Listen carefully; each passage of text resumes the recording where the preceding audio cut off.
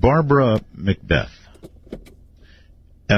she's actually independently researched and studied spirit and ghost phenomena for over 50 years.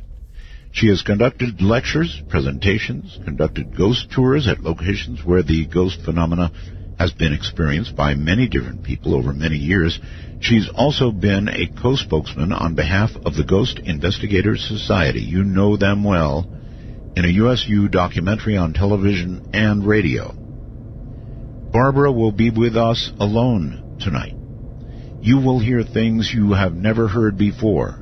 Only perhaps 2 or 3 of the ones we have ever been aired.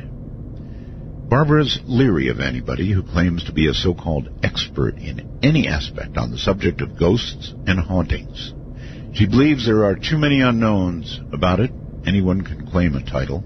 She believes that a ghost is the essence or conscious soul of a person who has lived on this earth. A ghost had a physical body, but the consciousness continues after death. She believes that whatever kind of personality we have, while we are physically alive, continues and is still retained after physical death, or at least fragments of it. The EVPs that have been recorded have every range of emotion and personality which clearly comes through those recorded strange-sounding voices. Let us first say good evening to Barbara. Good evening, Art. From the GIS. All right, I want to say something about the GIS. The recordings that you're going to hear tonight are of the dead, and it's very scary to hear, so be warned. Now, these are gathered by a non-profit group. What was a non-profit group, the GIS? I don't know what its current status is, but I know it's still non-profit, if not almost non-existent. However, Barbara remains a key member of it, and probably one of, I guess, wouldn't you be one of the original charter people, Barbara? Yes, me and Roger, and Brendan and Jenny, and we adopted Barry along the way, probably into it about 2-3 years. Okay. No matter what we ever do, we're not going to get a good phone connection. It's not bad, Barb, but here's what I'll ask. Stay right up on the phone, okay? You got it. Right into the phone. That'll really help us. All right. Okay. So these are recorded at various locations, ranging from what to what, Barb? Well, we have done cemeteries, prisons, homes, businesses. Everything. Okay. What I want to do is try one very quickly and see if we're in business and everything's working as it should. So tell me quickly about number 1. This first one was recorded in Deer Lodge Prison in Montana. It was recorded by Barry. You'll hear a steel door creaking, and the EVP will say, "Help, I'm in here," and you'll hear Barry ask, "Anybody in here?" Okay, let's give it a try.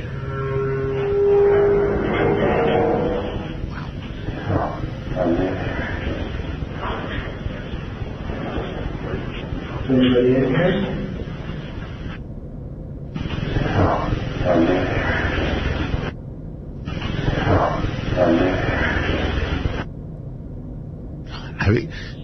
That sounded like "Help, I'm here."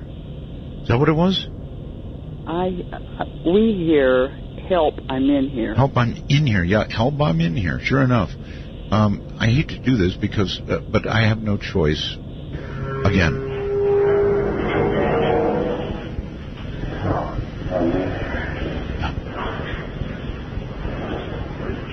Anybody in here?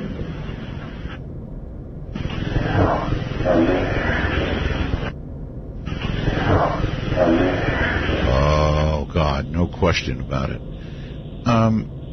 So, I mean, what's the theory, Barb? Do you think that this man might have died in jail?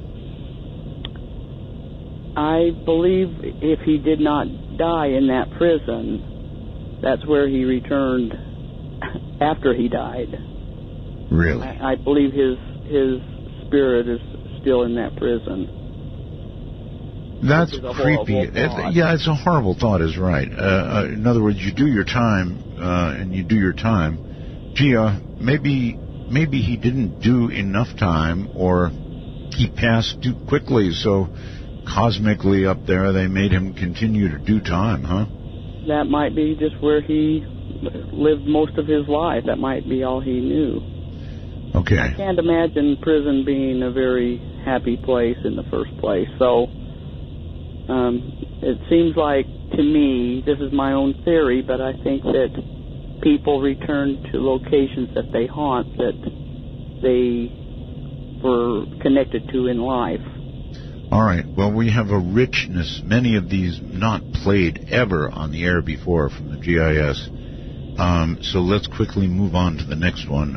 You do the setup. This one was pretty interesting. We had been told at the Deer Lodge that there had been a riot, prison riot in the prison. It was approximately about 1959, and the warden had been killed.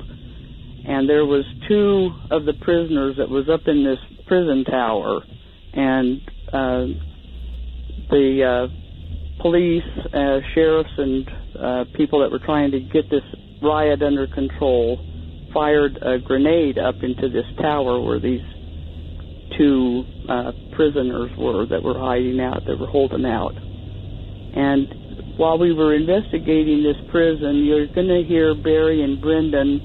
They were underneath one of these massive towers of the prison, and you'll hear Brendan remark, you got to think right here is where they brought those 2 bodies down from up there, pointing, he pointed up at the tower. And directly after that, you'll hear this EVP say, my 11th year. My 11th year, really? Okay. You got to think right here is where they brought those 2 bodies down from up there. My 11th year. My 11th year. My 11th year. Wow. That was very, very clear. Very clear. And people should understand that generally that is an exception. What you're hearing in these clear EVPs is an exception to what you normally get. It's usually much harder to hear. Is that correct? Yes, it is. And sometimes they're so whispery. We recorded so many that we are not able to use on a radio show just because of how low and soft they are. Right.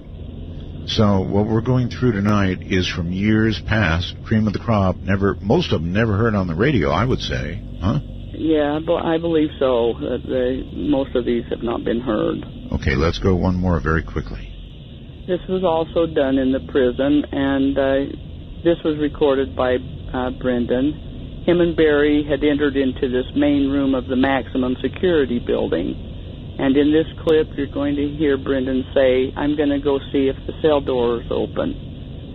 And go see if the cell door is open. He repeated himself.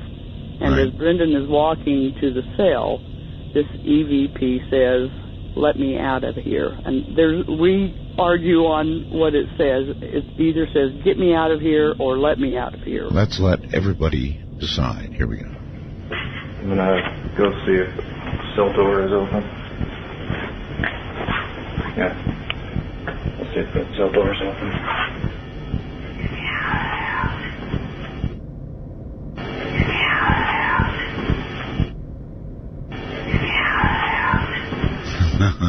I think it's let me out of here. That's what it sounds like to me. Let me out of here.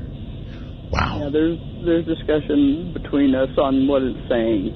But you can hear something different, and that's all right. It's just that there is a voice there that should not be there. Well, yeah, clearly. Some of these now were recorded on audio tape, and then, of course, in later years, you moved to digital. That sounded almost like it came originally from audio tape. From audio tape. Right. And I think it did. Right. Okay, so... At the time it did. Yep. So I know how careful you all are not to have anybody else around. You're the most careful organization I know when you record these, sometimes leaving recorders running for hours and hours and hours, right? Yes. And then you get more hours and hours and hours to sift through them and look for anything, because at the time you're doing the recording, you don't know what you're getting. That's right, because you don't hear them at the time usually. I mean, there's been occasions where we have heard the voice and it just kind of throws you off. You're not expecting to audibly hear it. Right. And so when, if you spend 3 hours on an investigation, you are using another 3 hours just to listen to your audio tapes, another 3 hours to go through your videotapes. So there's a lot of time involved. I get it. All right, very quickly, before the bottom of the hour here, there are some pictures, Barb. If they go to artbell.com and click on your picture tonight, it will lead them to other pictures as they scroll down. What kind of stuff are we seeing?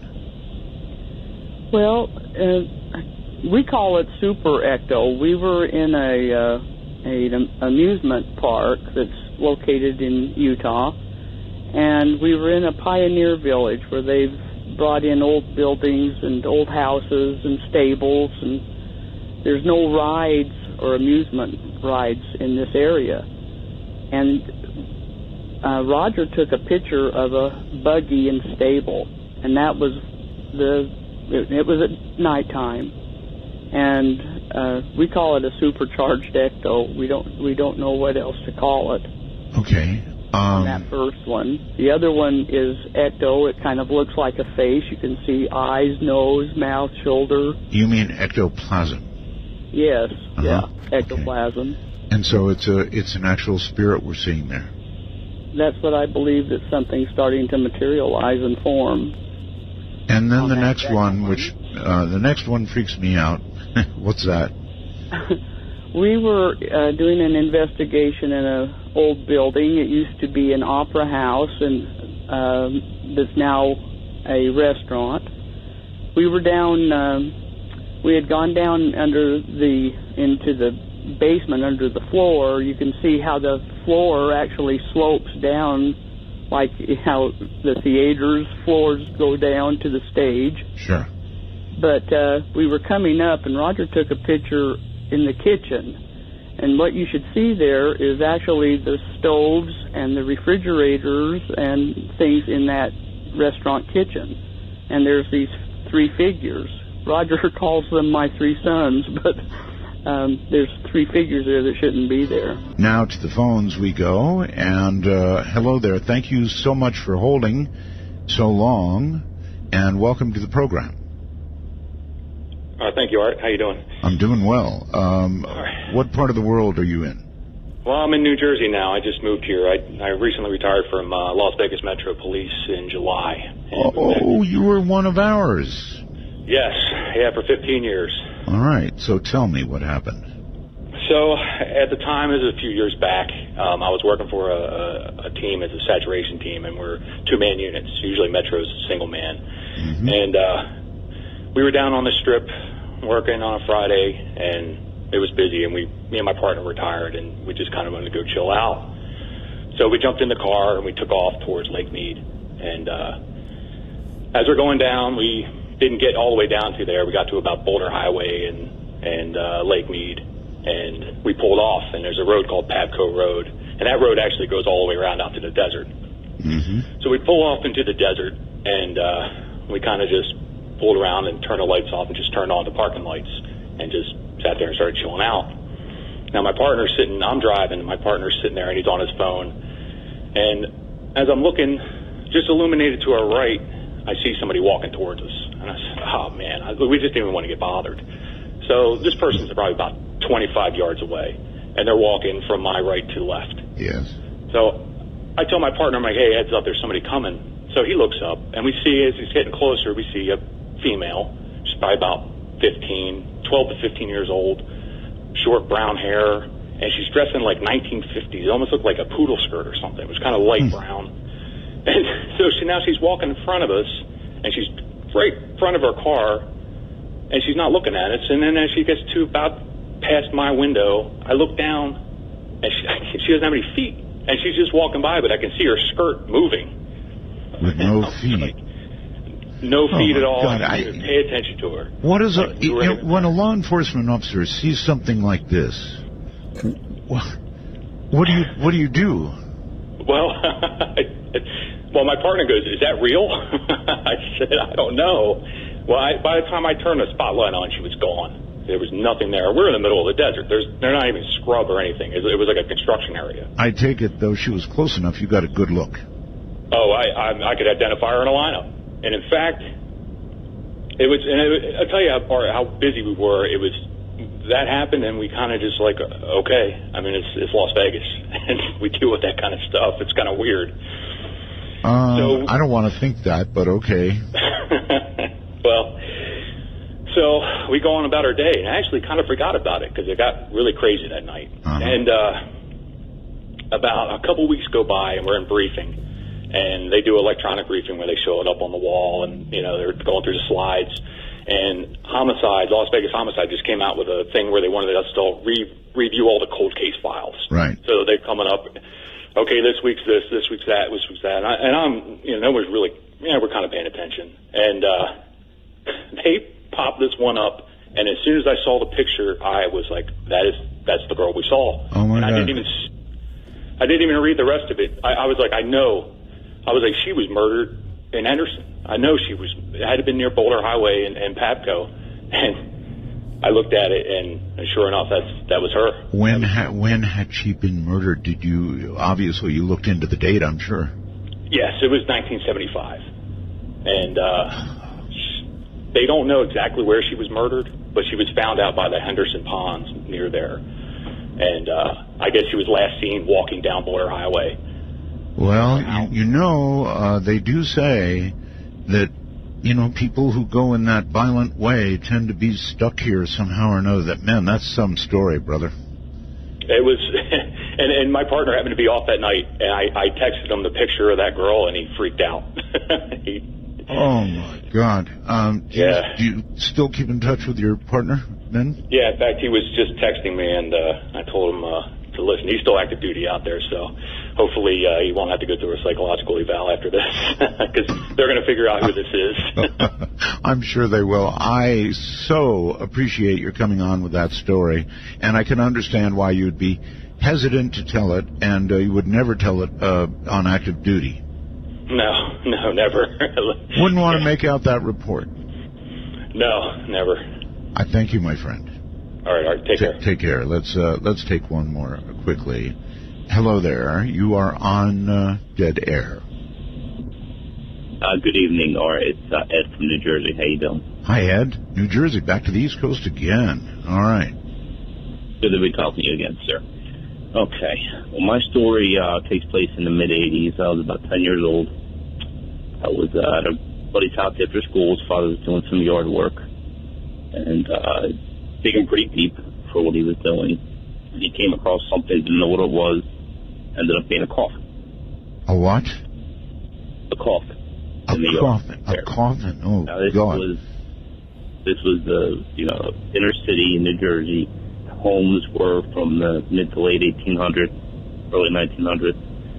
So there was a small backyard. So, long story short, with that ended up being a toddler. They looked into it, the authorities. When it was done back to 100 or so years ago, it was done properly. Just nobody knew it was there. Forward about 6.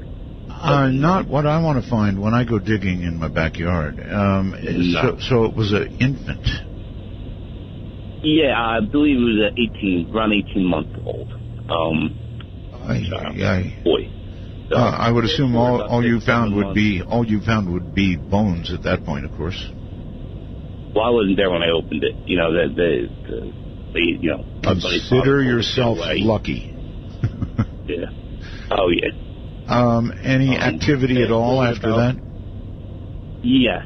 This is what the good part of it is. Fast forward 6 or 7 months, a new pal starts hanging with us. Hanging at my buddy's house again. What happened in the past is distant memory. And then one day, our new buddy says to my friend whose house it was, I didn't know you had a little brother. There's a adorable little brother. Yeah. I mean, yeah, you do. He was just, peeking at me and waving from the top of the steps. Yeah. He was like, well, we thought, this kid, we thought maybe he was joking around with us. He never heard anything about the story. He was new to town, but his family was originally from the area. So every time we would be at the house, this one friend of ours would be the only one to see this kid. Well, one day, the kid's father comes to pick him up and says, guys, want to hear a funny story? My great-grandparents used to live here. They actually lost a child when he was about 2 years old. So it was the one friend who was seeing this entity's relative, great-uncle or whatever it may be. When we do these Voices of the Dead, this GIS stuff, we get a lot of children's voices. Extremely disturbing. I really thank you for the story. That's, I don't know what to think about that, but it's a great ghost story. Thank you. Thank you, sir. Take care. Let's go back to Barbara. Hey, Barbara. Those were great. Those Wonderful were stories. pretty good stories, huh? Yes. And the police officer, when they see something, they're trained to be very, they're on detail, That's great. I wonder if he ever found the killer. That would have been a very, very good question. I guess it could still be a cold case today. All right, let's move on. Number 4. All right, this next one, we were investigating Gold Hill Hotel up around Virginia City, Nevada. And you're going to hear me say, like I usually do, I began asking if anyone was present. And you'll hear me say, if there's someone here, will you make your presence known to us? And you'll hear a young child, I think it sounds like a young boy, saying, help me. Help me. All right, here it comes. If there's someone here, will you make your presence known to us? That was me. That was me. That was me. Okay, so that was a child's voice. I'm very curious about the electronic accompaniment. Any idea what that was? No, I have no idea. It was kind of an odd sound that went with it, huh? Mm-hmm. Yeah. You could still hear it well. There is nothing that bothers me more than hearing the voice of a child that's passed. And it's because I guess we all feel children should go immediately without passing go up to where it's good, right? And it just makes me question why we get so many children's voices, because we never ever have allowed children to be with us. Of course. All right, let's do another one. We've got so many, so. This one, you will hear Barry talking to Roger, and Barry is kind of harassing Roger, and they're talking about some movie. We can't even remember what movie he was talking about, but he says, I think you've seen that movie at the LDS Temple, that he said to Roger. And you'll hear Roger say, they do have some good shows, though, and then a man's voice says, kill them both. Kill them both? Okay, here we go. I think you've seen that movie at the LDS Temple. They do have some good shows there. Kill them all. Kill them all. Kill them all. Huh. I'm not sure what that noise is. I don't know either. Well, let's actually close things up and try it again. That was, I believe, number 5, right? Yes. So let's see what number 5 does now. That's still there. I think you've seen that movie at the LDS Temple. They do have some good shows there.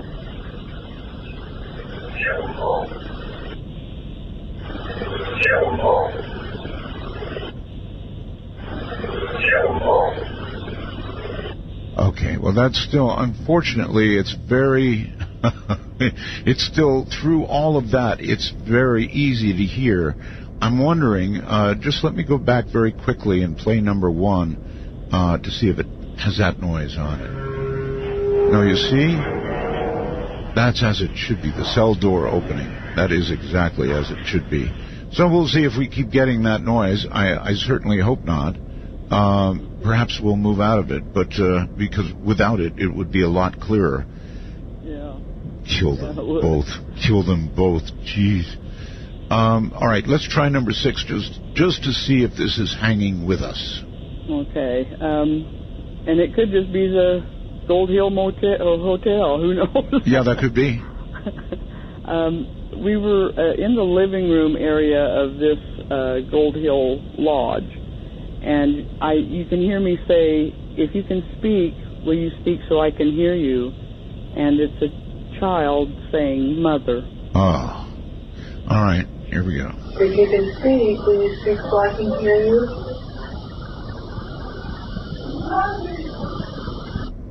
I don't. Mother, yes, Mother, but I just don't get that sound.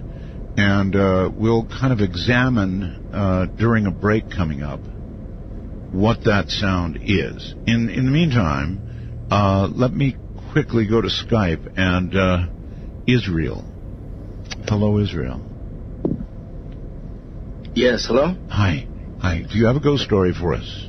Yes, Mr. Bell, I have a very good ghost story for you. Fire away. Okay, let me get comfortable here, and I'm kind of nervous, so let me take a deep breath. Deep breath, yeah. So this ghost story comes from my mother. My mother's a Pentecostal pastor.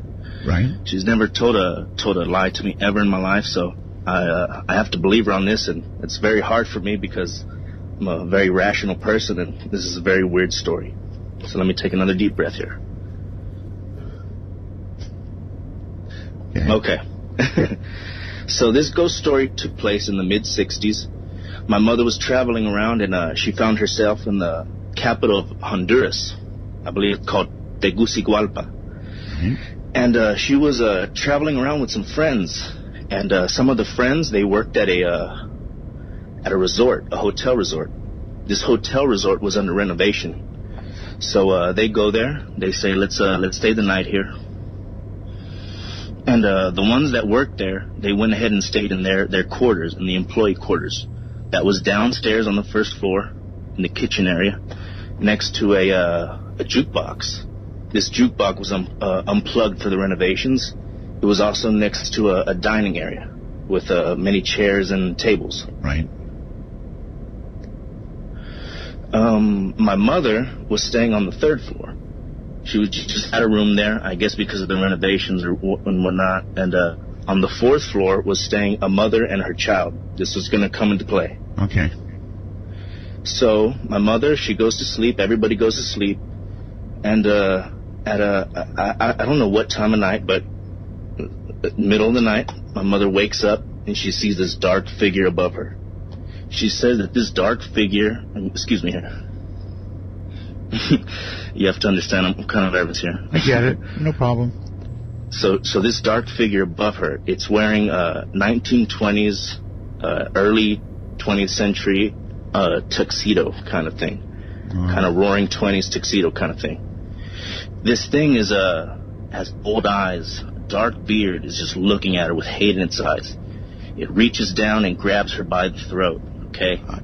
She can't move, she can't breathe, she can't scream. She tells me that after a while, she I don't know how she got the courage and the power, and she just broke free from this thing. And she ran out of the room. I mean, understandably. Yes. And she ran downstairs, and when she got downstairs, she found everybody awake. The people downstairs said that they had heard the jukebox going off. They had heard the tables and the chairs moving around and a lot of commotion, like if people were there. Of course, this is under renovation. There's nobody there. Sure.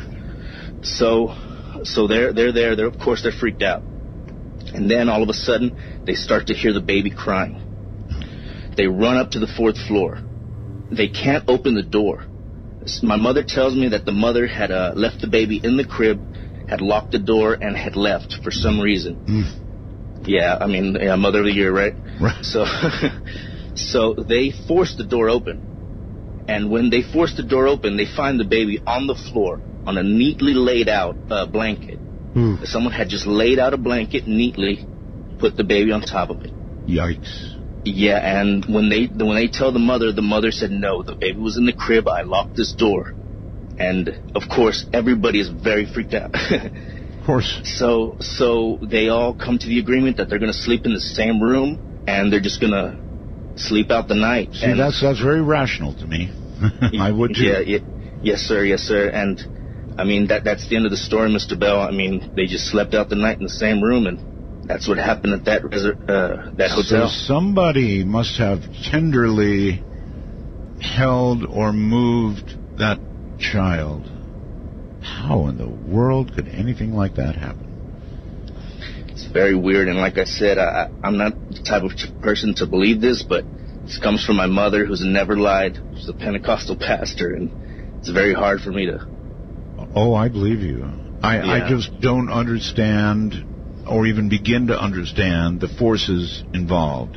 And in hearing the voices of those who have passed, as we've been doing, is really, really creepy to me. Oh, and Mr. Bell, if I can add, I remember an old show with the GIS that they had the bathtub, if you remember. Oh, it really freaked you out. How would I ever forget that? That was a very good episode. Very good show. The drowning, I believe. Yes, sir. Yes, that's what it was, and that freaked me out. That's why I remember it. Okay. All right. Thank you very, very much for your story. This, of course, is Dead Air. What's going to happen tonight? Well, I don't really know, frankly.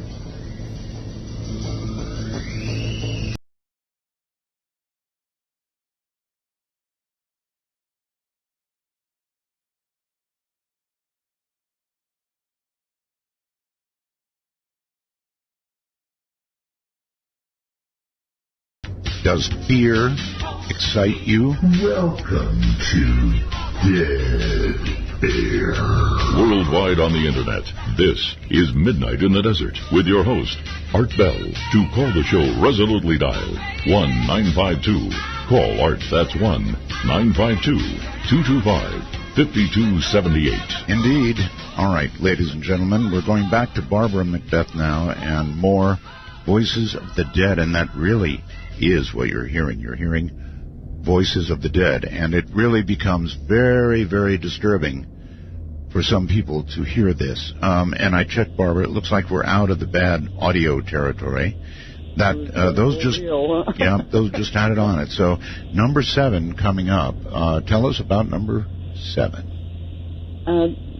This was at a mortician's home that he was having activity, and I always felt like something had followed him home from work. And you're going to hear him. We were up in his son's bedroom where a lot of activity was taking place.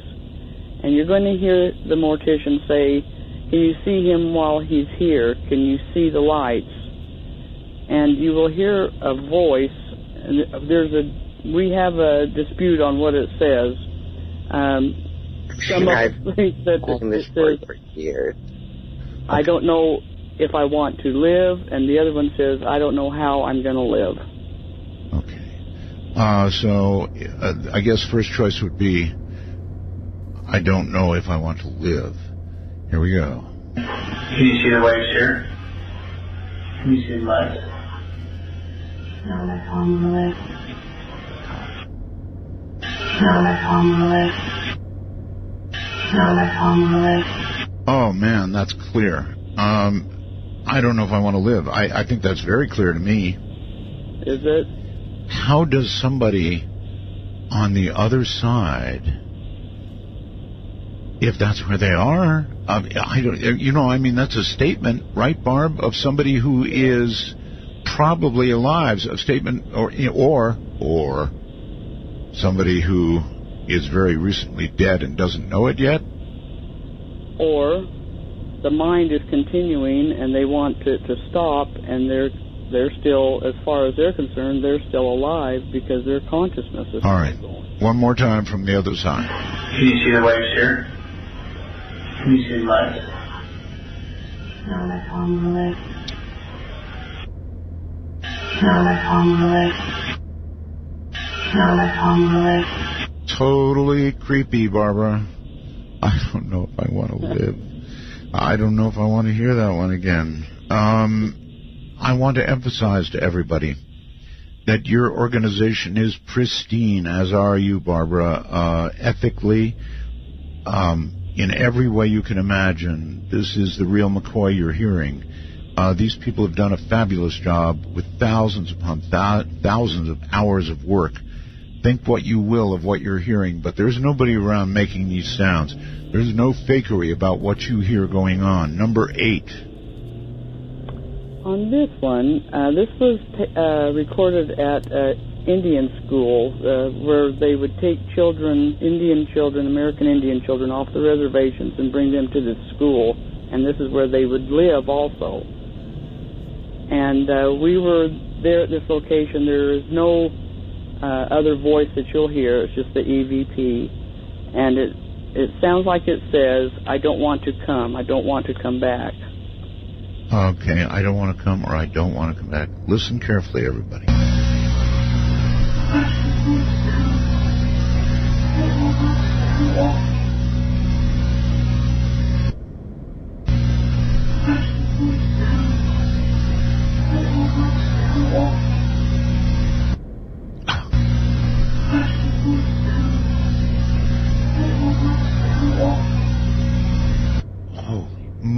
Holy moly.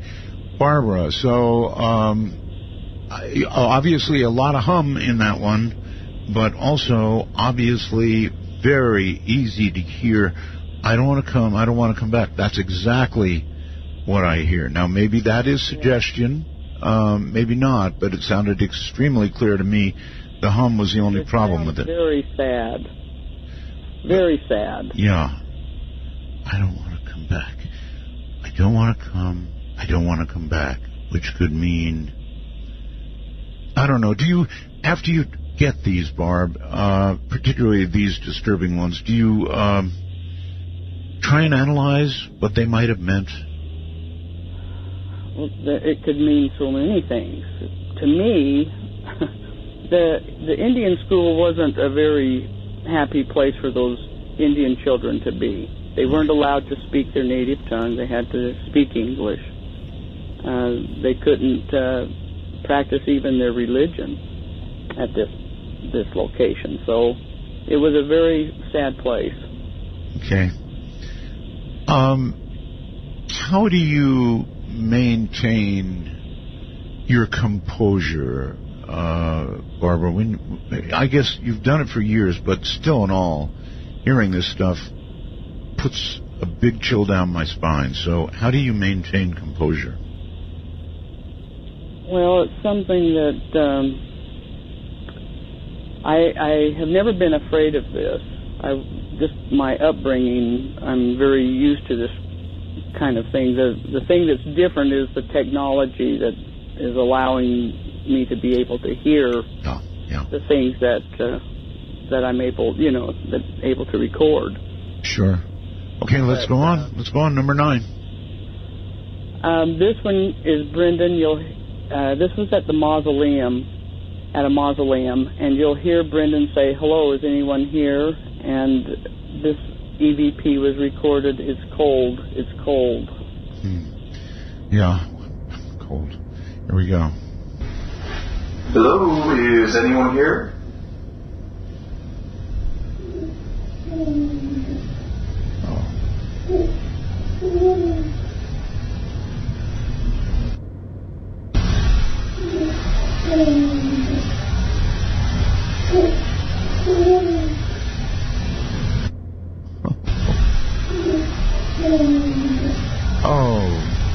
brother. That is too clear. That's either a child, I'm guessing, or a very young, I think young child, maybe 12? That's what I think. I think it's a young child. So, what do we conclude, Barbara, I ask you for the 10 millionth time, from hearing these children talk from the other side? It just doesn't make sense, Barb. No, it doesn't, and I can't give you an answer. I don't know. They shouldn't be there. I'd be lying if I said I knew. Yeah, they shouldn't be there. That's what I would say. They should not be there. Okay. All right. Hold tight for a minute, Barb. Let's try a ghost story from Skype. These have to be good ones. Hello, you're on the air. Hello? Hello. Hi. Hi again. I just want to start. I'm from East Hampton, Massachusetts. Okay. I just want to start by saying that I have had lucid dreams before, and I have never had sleep paralysis, and what I'm about to say is none of these things. Okay. I was about 7 or 8, and I was sent to bed early. I was being a bad kid, as I did at that time. And I was sent to my room, so it took a while to get to sleep. But when I did, around 9:30, I was woken up by a woman screaming. Wonderful. It was not my mother. My grandmother had passed away at the time. And she was screaming at me and saying, "Come out here." And I, as a foolish child, I decided to go out into the hallway.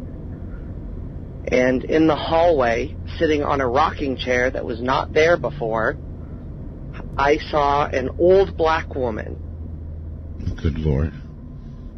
And this old black woman began to yell at me, telling me how I had let my family down, telling me how I was a bad person, and I maybe lasted 4 seconds out in that hallway before I ran back into my bedroom. Yeah, okay. Well, you know what? My first reaction would have been not to run out into the hall where the screaming was, but to go under the covers where perceived safety was.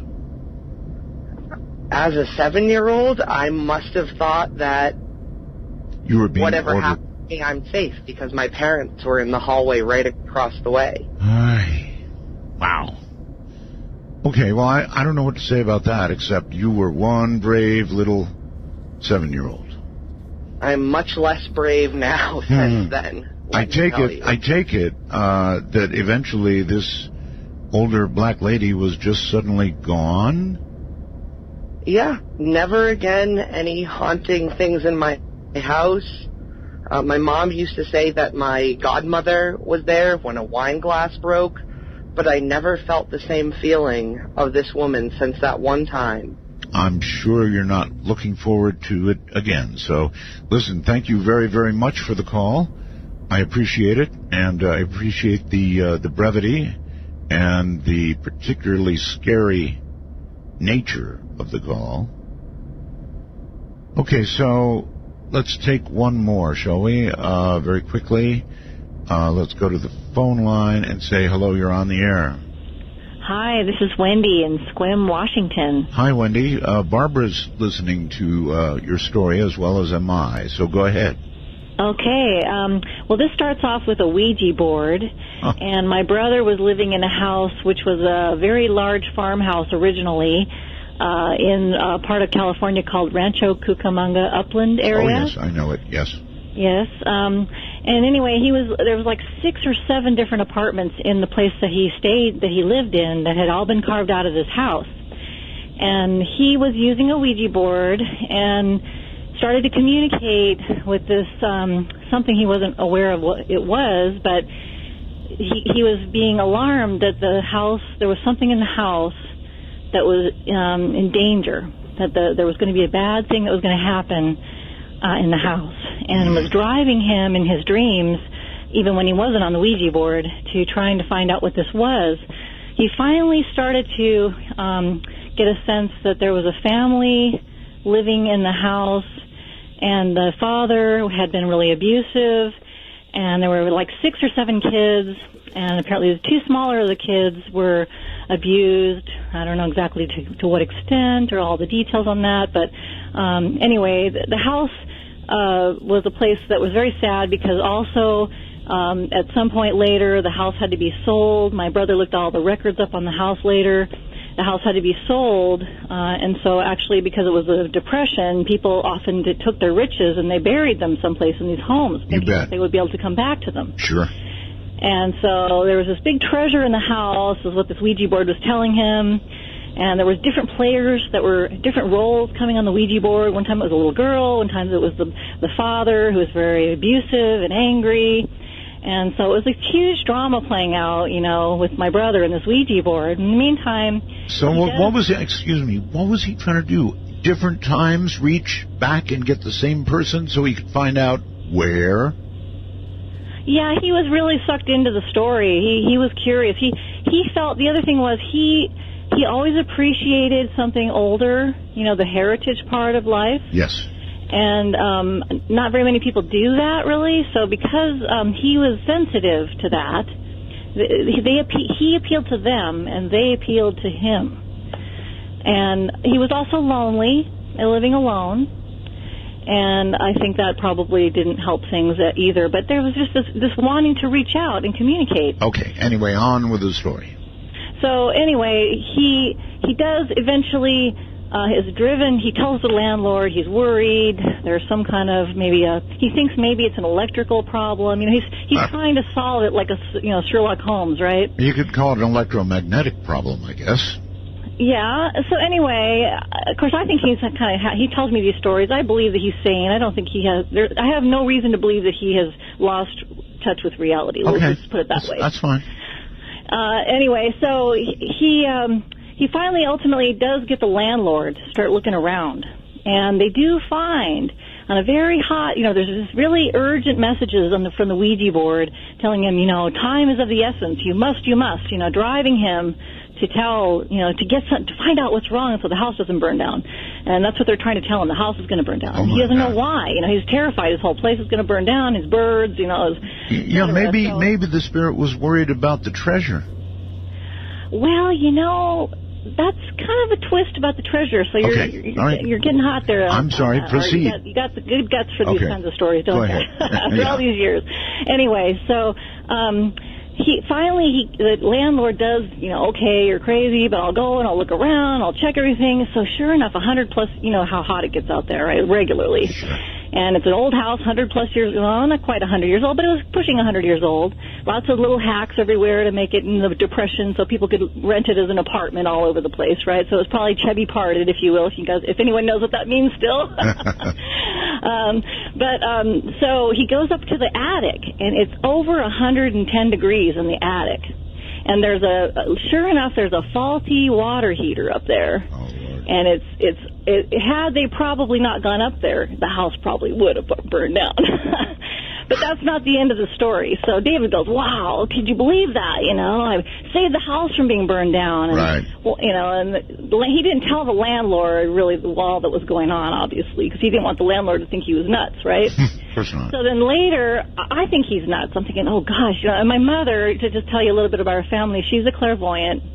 I won't get into all the details, but she would know who was in the cookie jar from 2 doors down, and there's 4 of us. I mean, she just had eyes behind her head, and I won't go all the details on that, but anyway, my brother is very clairvoyant, and I kind of think, well, maybe there's something to this. So my mother comes to visit, and she stays in his room, and where his bed is, and she gets in the bed, and she's sleeping in the bed, and she feels this presence walking out of the closet, coming around the side of the bed and climbing into the bed with her.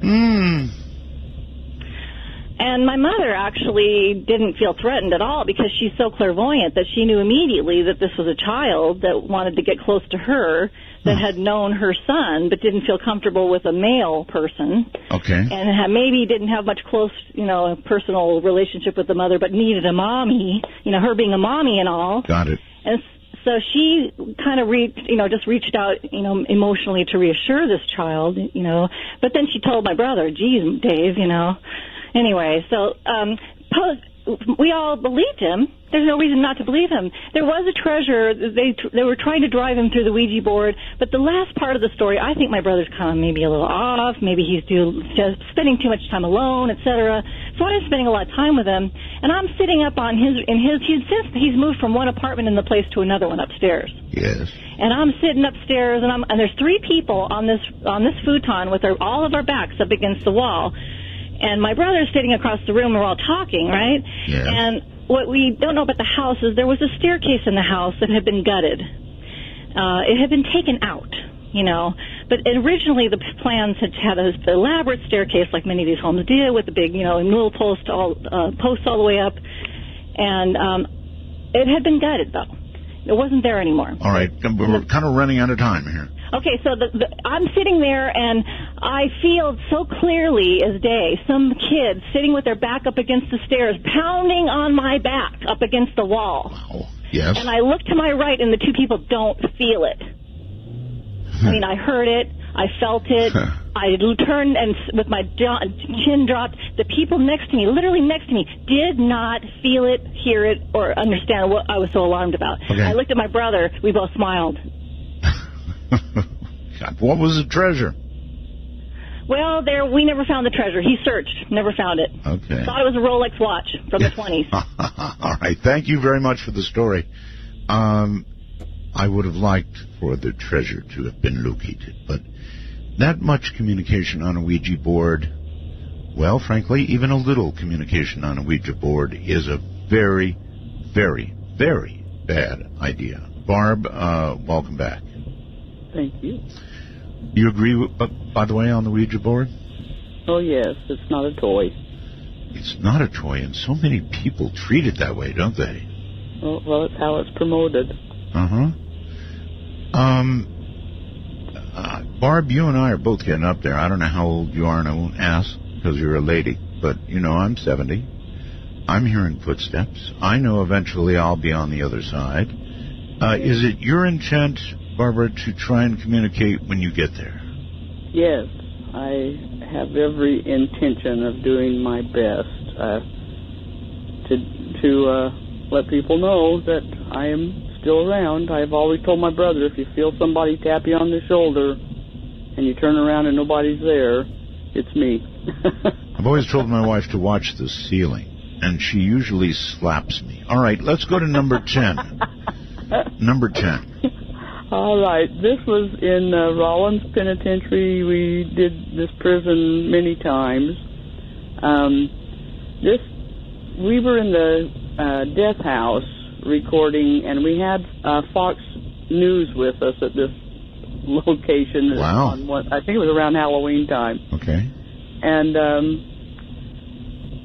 this voice was recorded on 3 recorders and my video recorder. Wow.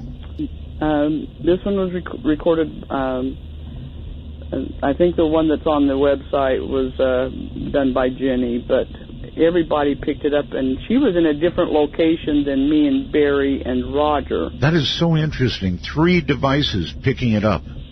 Yeah, there was actually 4. There was 4. 3 recorders and my video recorder. Okay. But you'll hear this voice say, "I appear." I appear. Okay, here we go. I appear. Ooh. I appear. I appear. Well, there's nothing at all hard to hear about that, is there? I appear. And I guess the next thing, let me hear that again. I appear. I appear. I appear. If you could have heard that in real time, I think I would have run. Because there would have been obviously something about to manifest itself right there. Yes, and the thing that's so unique about this voice is every recorder, no matter where it was located at that time, picked it up just as loud. It was loud. So do we theorize, because you don't hear these with your ear, right? That's correct. Majority of the time you don't. So then the majority of the time, so every now and then? Every now and then it happened. Yeah, it happens, but not very often. So I wonder, do we imagine that they use electromagnetic energy to project these voices into the microphone or the device itself? I have no idea how they do it. Yeah, I understand. I don't. All right. Number 11. You're going to hear Barry and Brendan. This is still at the Rollins prison.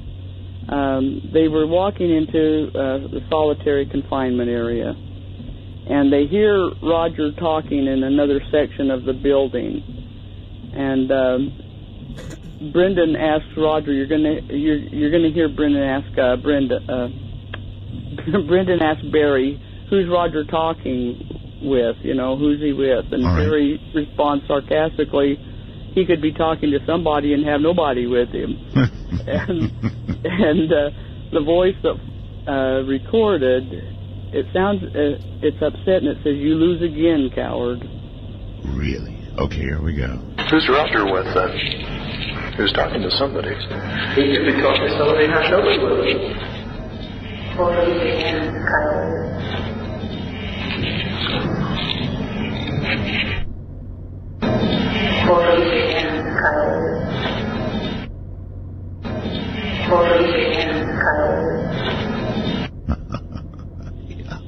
Coward. That sounded like, I would say, a woman's voice, yes? Yes, and they had a woman's section, a woman's prison there in that prison. They had a small section. I understand. Okay, that explains it, I guess. You did tend to go to a lot of, prisons, and did you go to hospitals? We tried. In fact, there was one that was being torn down, and I thought it would be an excellent place to go because I had so many employees of that hospital and patients of that hospital tell me how they had seen a woman in red in the original intensive care area. And so I waited until they relocated all the patients and all the machines and all their stuff out of the hospital, and I had approached the members of their board of directors if we could conduct an investigation there before it was torn down. I would imagine in years past it would have been easier. All the attention now to the paranormal, TV shows, radio shows, investigators crawling all over the place. Yeah, exactly. It was a lot of years ago before people were really doing this much of it, because now I'm sure there's a lot of no's that are given out. Well, yeah, they would not let me do it, even though it was being torn down. Do you believe, Barbara, that the collection that we're hearing tonight, and so many more, so many more, are evidence, absolute evidence of people who have died? To me, it is. I don't know how else, how it could be explained any other way. To me, I have no doubt about life continuing. Your body, you might be dead, but you continue. Yeah. Okay. Let's do another one, if we dare. I believe this would be number 13. No, this is 12. This is 12. Okay, there you go. I'm wrong. Sorry about that. That's okay. You're going to hear Brendan. He's talking to the prison director, and you will hear her ask him, what do you do with it? And she's referring to CDs that he had made for her while we had been at the prison previously. Okay. And he responds and he says, I've got it because I make backups of all of them. And a voice joins the conversation and says, I have to go now. I'm dead. Oh, my. Okay, here we go. What are you doing? I still got it, because I make backups of all of them. You have to go now. And, you have to go now. And, you have to go now. And, that one is shockingly clear, I'm afraid. There may be some people who have a problem with it, but I'm not one of them. I have to go now. I'm dead. One more time. I've got to do this again. what are you doing? I still got it, because I make backups of all of them. You have to go now. And, you have to go now. And, you have to go now. And, That's just totally too creepy. I'm glad I didn't, and I almost skipped it. Good Lord. So I have to go now. I'm dead. I guess they get busy on the other side. Actually, even though that was horribly creepy, it would suggest that, I don't know, maybe he's headed to a gin rummy game, or I'm trying to think the best here. Or some activity that they have over on the other side. I have to go now. I'm dead. Catch you later. I don't know. I'm going to ask you in a little while if you've ever, I don't know, discerned something about what's on the other side, what awaits us. This is Dead Air.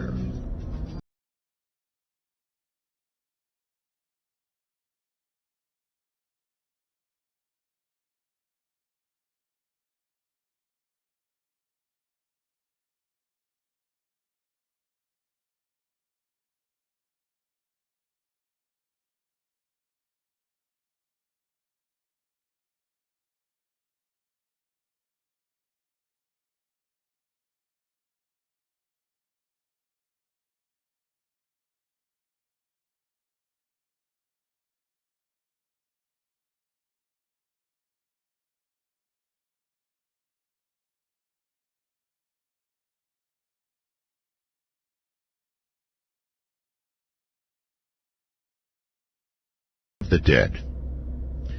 This is the GIS that has done the work for you over many, many years and thousands of hours of recording, transporting themselves to locations where they thought they could get things and getting them. And here is, once again, Barbara McBeath. Barbara, welcome back. Thank you. Let's do a couple and then a couple of ghost stories. We're sort of just jumping all over the place tonight, so I'm taking it. I hope you're keeping track with me. I would think the next one would be 13. You're right. Okay, good. Good, for once. This was a private residence, and you'll hear Brendan say, I tell you what, it is hot in this house. And he recorded this voice, and I don't know what it was referring to, but it says, she didn't put it down. She didn't put it down. All right, here we go. I tell you what, it is hot in this house. She didn't put it down. She didn't put it down. She didn't put it down. All right, I have an observation about that one right away.